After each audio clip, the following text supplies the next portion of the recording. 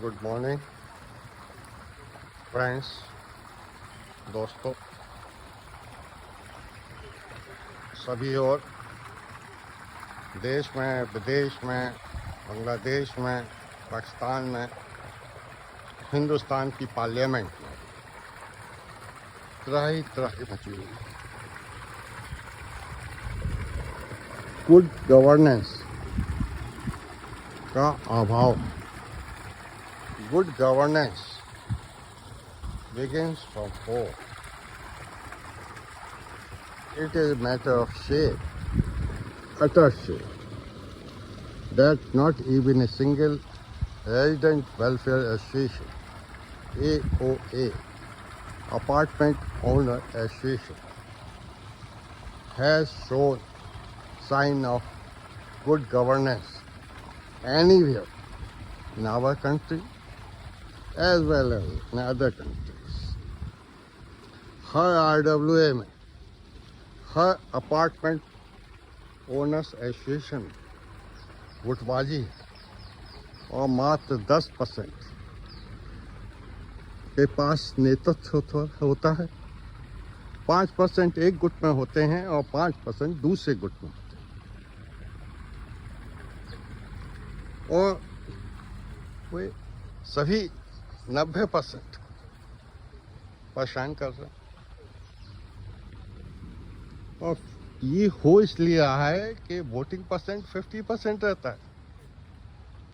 40% intellectual comfort zone में रहना चाहता है।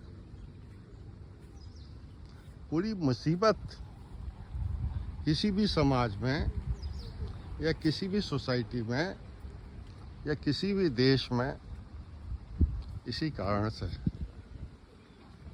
सुझाव है, सुझाव हो सकते हैं, बेहतर सुझाव भी हो सकते हैं कि ना मेरी चले ना तेरी चले। ये वोटिंग से जो मैंडेट मिले उसको मैनेजमेंट कमेटीज या चुने हुए पार्लियामेंटेरियंस लोकसभा में डिस्कस करें और प्रत्येक मुद्दे पर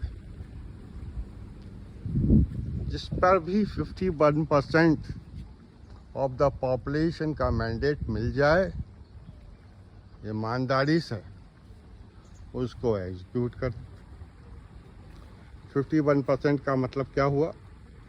यदि किसी सोसाइटी में 1320 फ्लैट्स हैं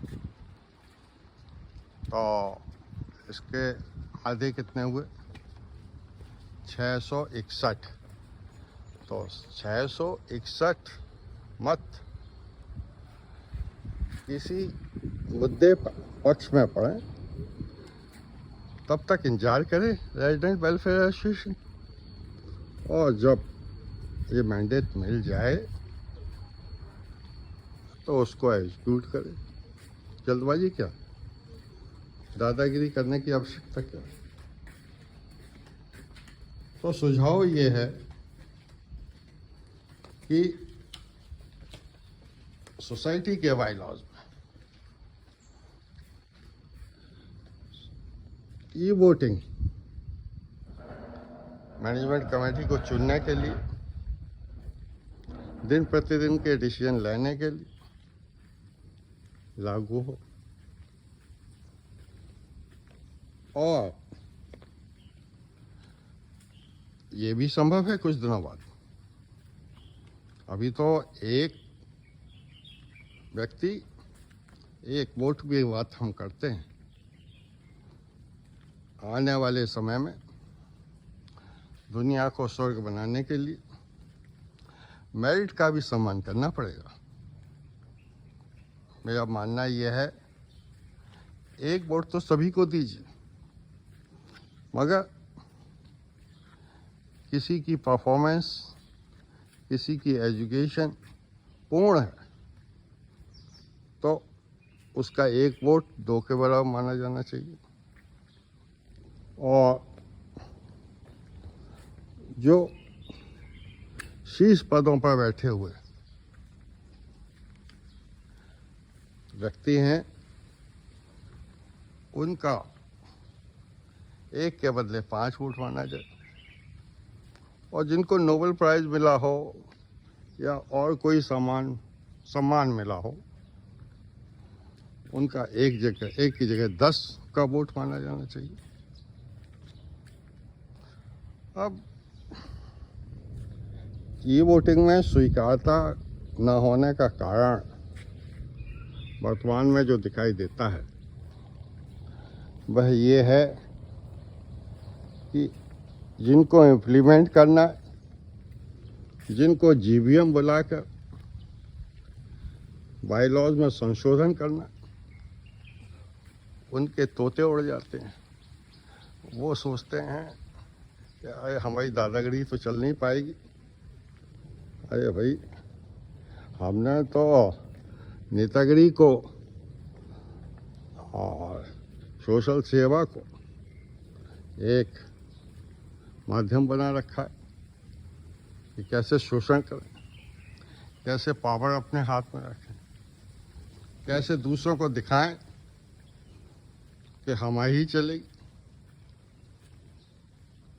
इसके लिए जो 440%, मात्र 40% हमारे भाई लोग स्लीपिंग मोड में हैं, उनको जागना पड़ेगा। वे नहीं जागेंगे तो 90% जनता जिस तरह से परेशान है होती रहेगी और कोई परिवर्तन नहीं। जब हम ऐसा किसी छोटे से समाज में कर सकेंगे, छोटे से घर में कर सकेंगे, छोटी सी एसोसिएशन में कर सकेंगे, तभी हम देश से कह सकते हैं, प्रदेश के नेतृत्व से कह सकते हैं कि जो हम कर सकते हैं और सब कुछ पीसफुली संभव है, तो आप क्यों नहीं करते भाई? करिए, निश्चित रूप से करिए। तो आज के लिए इतना ही। धन्यवाद मित्रों, फिर मिलेंगे, जल्दी ही मिलते हैं। Thank you.